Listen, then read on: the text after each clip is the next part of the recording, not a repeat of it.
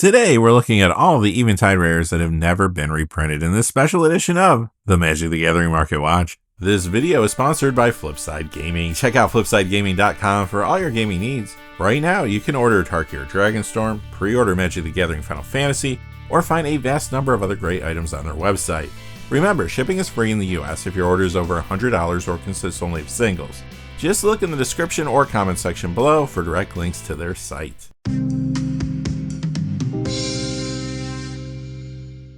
Hey there, this is John from Heroes and Legends, and welcome to another edition of the Magic the Gathering Market Watch. Again, today's video is one big one per video as we look at all 25 of the Eventide rares that have never been reprinted.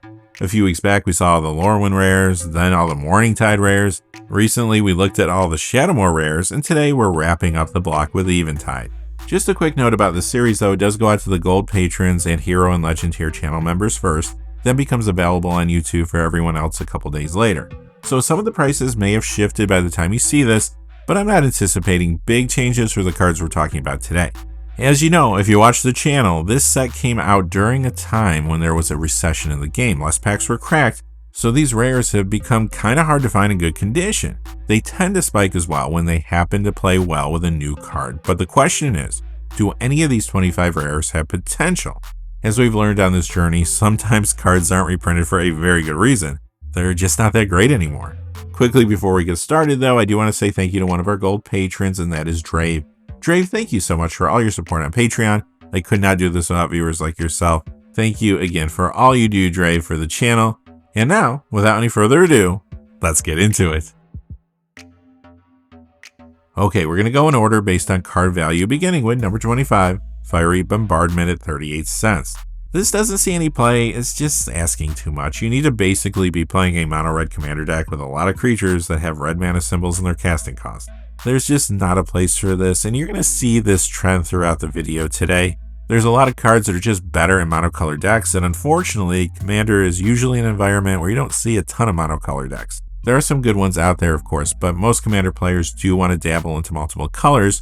It just opens up more deck building options. Number 24 is Rekindled Flame at 44 cents, another card that sees no play. Could you try to make this work in a discard build in Commander? Perhaps someday, but currently, your best discard commanders are mono black, like Turgid God of Wright, Tiny Bones Trinket Thief, or even Tiny Bones the Pickpocket. Number 23, Umbra Stalker, 49 cents. This only rarely sees Commander play. You could put it in a mono black deck, but even when it's working the way you intended, you still just have a large 7 casting cost creature with no evasion. Sure, Umbra Stalker is an elemental, so as time goes on, we'll get more support for that creature type and maybe it gets better? Problem is, elementals specialize in 5-color builds and interactions, not monocolor.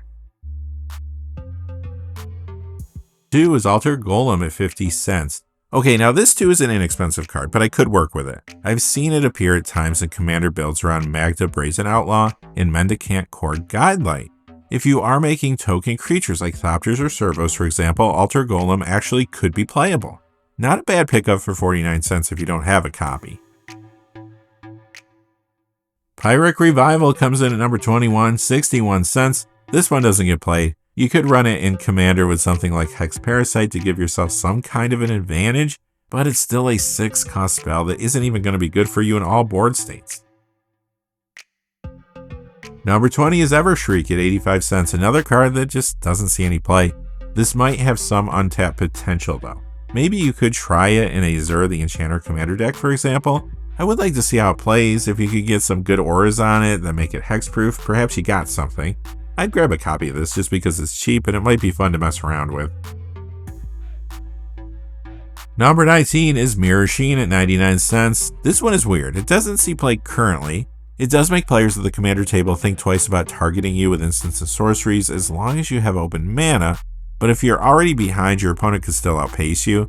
So it seems like it's trying to be part of a Storm build, but I don't know if it's efficient enough considering the casting cost and the activation cost. The place where I would think about trying it is in a Spellslinger Commander deck. However, at this point, I'm not convinced that it would be worth a spot in the 99 because of the amount of mana it requires. Number 18, Crackleburr at $1. This sees rare Commander play. I think the most difficult thing here is finding the opportunity to use this since it won't be useful in all board states. Tapping 3 creatures and paying 2 to do 3 damage doesn't feel great, but if you're running mostly blue-red creatures, maybe this would be okay. As long as you have the mana, then you could use both of the abilities, leaving your creatures untapped in that example. I'd try it in Commander, but again, I'm not convinced I would keep it in my builds. Number 17, Deity of Scars, $1.04. This also can show up in Commander decks, but it's rare. I do like that it has Trample and can regenerate a couple times. I don't know, I would try it out in some builds. I don't think it's terrible. Number 16, Nightmare Incursion, $1.26. This has rare moments that it can appear in Commander. I'm not feeling it though. It costs 6 to cast. It only targets one opponent. It's only useful late in a game, and your build has to be running a lot of swamps. Even if it works, you might not strip your opponent of all their threats when you're looking through a 100 card deck. Maybe there is or will be a Commander deck in black where you'll want to use this to deck yourself, but the cost and the fact that it's dependent on your number of swamps just doesn't feel good. I'll pass. Number 15 is Hate Flayer, $1.43. I don't see this in any Commander builds consistently, but it does appear here and there. The casting cost is high, but I don't hate this one. Wither is an annoying mechanic, and if you had a way to tap this without having to attack, the untap ability could be pretty solid.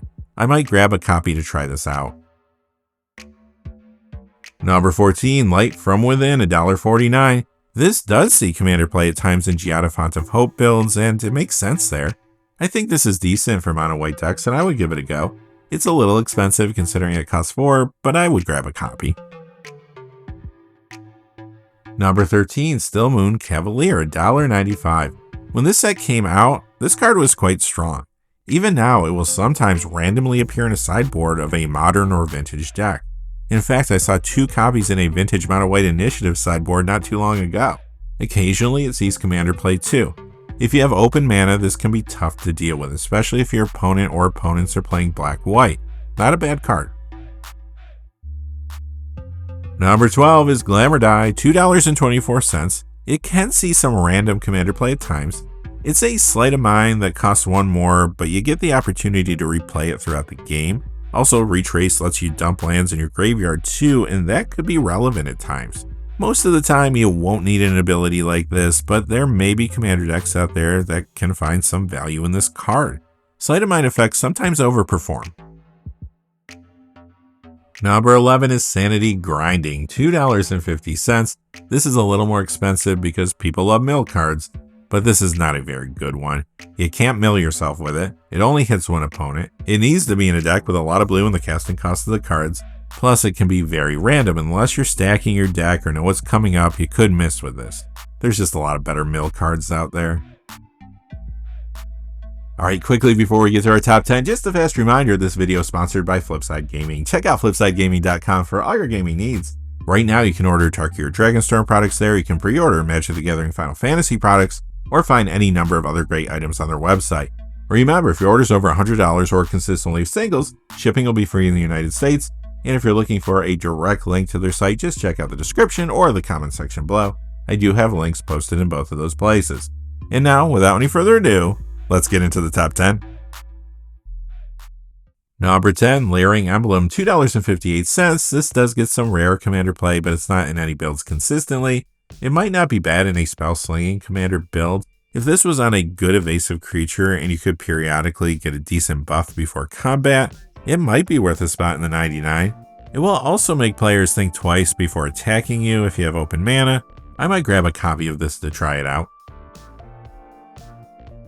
Number 9, Over Being a Myth, $2.85. This was actually the pre-release promo, so there are some extra copies of it out there compared to the other cards we're looking at today. I do see this at the Commander table on occasion, but again, it isn't in any deck consistently. There are a lot of ways to draw extra cards in Commander, so the 5 casting cost holds us back from seeing more play. Drawing the extra card is great, but the creature portion isn't reliable and has no evasion. Number 8, Fable of Wolf and Owl, $4.50. I remember years ago I said something in a video and it made this card spike quite a bit. It's come down of course since then, but I still like the card. It does see a little play in Commander. It can appear in decks around Radagast, Wizard of Wilds for example. This is one of those cards that will spike again one day when a new green and blue legendary creature comes out that wants to create tokens. The fact that the tokens are wolves and birds could be relevant too. Number 7, also $4.50, Rise of the Hobgoblins. This can see commander play, but it's not in any builds consistently. I could see using this in a commander soldier deck though. It would be cool in a goblin deck, but the white and the color identity messes that up. This is another card that I could see spiking in the future. All it takes is one white-red legendary creature that cares about soldiers. Number 6, Ashling the Extinguisher, $4.98. Again, this does make commander appearances, just not steadily in a particular build. In builds where you can give this evasion, it could be alright. It might be good with Rogue's Passage, for example. I'd give it a try. Number 5, Primal Crux, $5.90. This too can see commander play, but hasn't found any consistent homes. It's not for every deck, but a heavy green stompy build might appreciate this. Again, if the right legendary creature came along, this could find new life. Number 4, Endless Horizons, $6.76. Okay, this is not in the same commander decks consistently either, but I do see it appear more frequently than most of the cards we've seen today. This is actually very good in mono white decks running a lot of planes. It can guarantee that you're going to keep drawing heats and you won't miss any land drops. Again, I like this card a lot, but the fact that the majority of commander decks are not monocolor holds this and a lot of the other cards we've seen today back. Number 3 is Inundate, $9.28. Here we have a card that wants to be in mono blue commander decks desperately. It does appear in the format from time to time, but again, it's not consistently in any particular deck. You know, a set of new monocolored commander decks could push several of the cards we've seen today, including this one. Number 2, Waves of Aggression, $15.99, getting expensive now. This is good for aggressive commander decks that are looking for ways to get extra attack phases in. The retrace mechanic is pretty cool here since it will allow you to play this repeatedly throughout the game. Waves of Aggression does see commander play, oftentimes in Narset Enlightened Master builds. Finally, coming in at number 1, Ward of Bones, $24.99. This does see play in the commander format, but it too doesn't have a consistent home. What it does have is a large price tag, considering it doesn't see that much play. But this is the type of card that people spec on. It seems like it could be great if the right build came along. It has the potential to control the game if you can limit your resources. For example, maybe you use a lot of mana rocks and less lands to try to keep your opponent's mana down. I do think eventually a card will come along that will tap into this card's potential, and it will probably spike then. Okay, that's going to do it for this episode of the Magic the Gathering Market Watch, and it does wrap up the Lorwyn block. Let me know if you did like this video series, because I could potentially do more of these type of videos in the future looking at some other sets. Until next time though, thanks for watching. If you enjoyed the video, please remember to like and subscribe, and have a great day. Hey, thanks for watching. This video is made possible through the generous support of viewers like you on Patreon. Check out the description below for links to our Patreon page as well as our Amazon affiliate store, where a small percentage of all sales will also help support the channel. Finally, if you haven't had a chance yet to subscribe, hit that subscribe button so you don't miss any of the new videos on Heroes and Legends. Talk to you again soon, and have a great day.